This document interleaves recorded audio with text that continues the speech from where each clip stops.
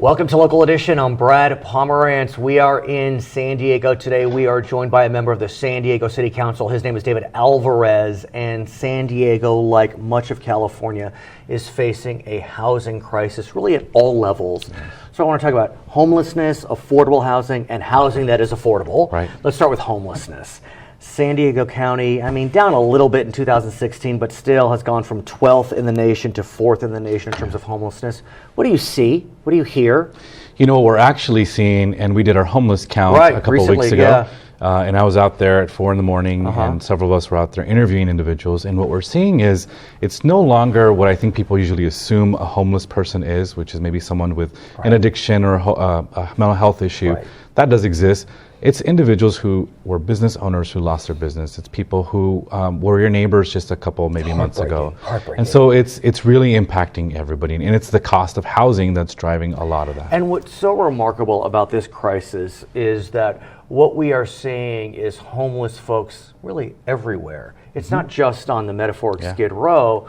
And that, brings up a lot of issues for, we in society. We can be scared, but we can be apathetic, and we're not sure what to do. Should we help them? Should we? So it really presents tremendous challenges.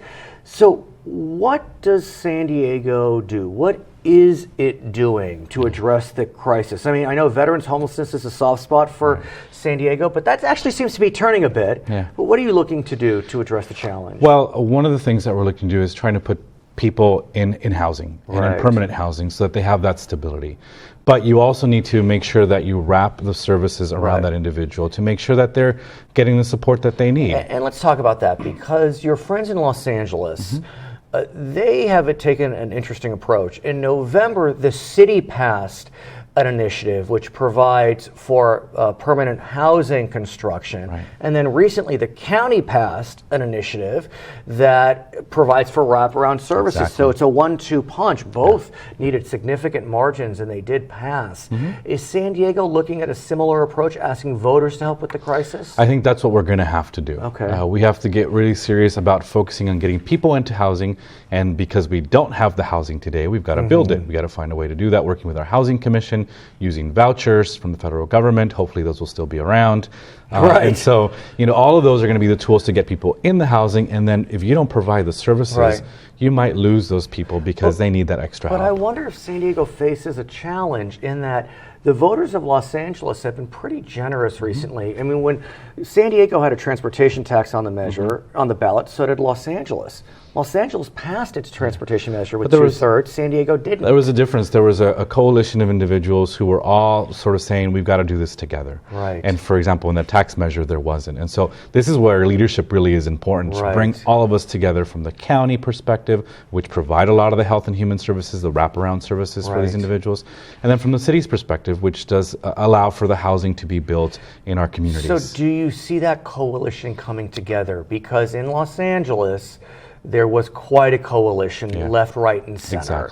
Chamber of Commerce was there, and that's important for those types of initiatives. And I think we have to build towards that. We are not in that position at this point, but I think people are starting to come together.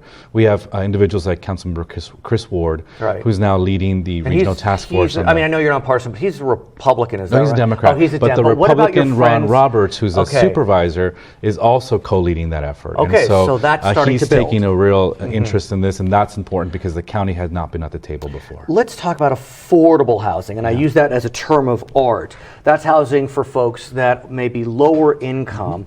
Quick anecdote. My parents, they're downsizing, they're moving into a complex in a suburb of Los Angeles, and there were a few affordable housing units available.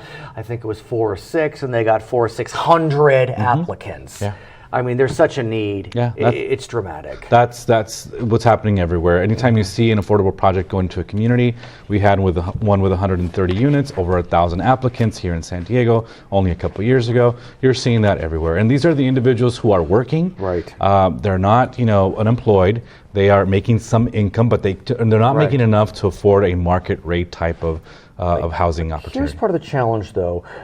we know that a lot of the money that was dedicated to affordable housing went away when redevelopment went away. Governor Brown has been toying with trying to figure out how to help. Last summer, he proposed certain regulatory reforms. Cities balked because they felt as if it was taking away local control. I know that State Senator Toni Atkins is looking at that. She tried something when she was Speaker, a document fee, that didn't go in the end. So it seems like we're almost paralyzed on this issue. I feel like this is an important year for housing, and if we don't take any bold steps locally and at the state level, it's going to be very difficult to get us out of it, and we're going to have to take even more drastic steps. So you do think it's a Sacramento question?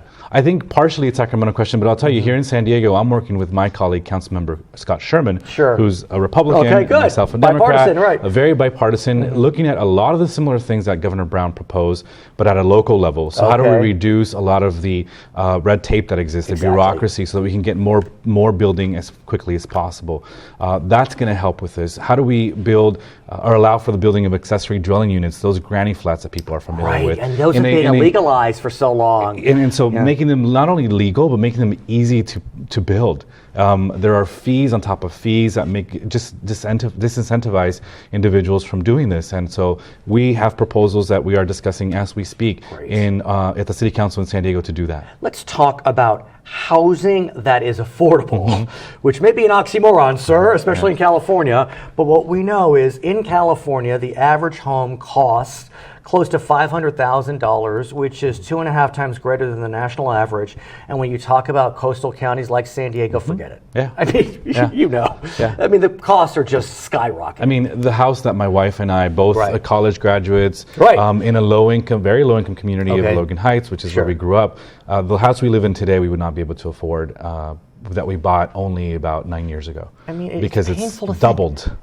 And amen in some ways. So, but what are you going to do? I mean, you're still there, so you want to move up, but then you can't. But I mean, this is really not about making sure we get taken care of. It's about the future generations. So where do we go with this? Because look, this is a real challenge, because this is market rate housing, and I don't know how much the government can really dictate market rate housing. I mean, it's more of like a Fed issue with interest rates or whatever it may be. Well, we can't dictate what kind of housing gets built when it comes to market rate, but we can allow housing to get built, period.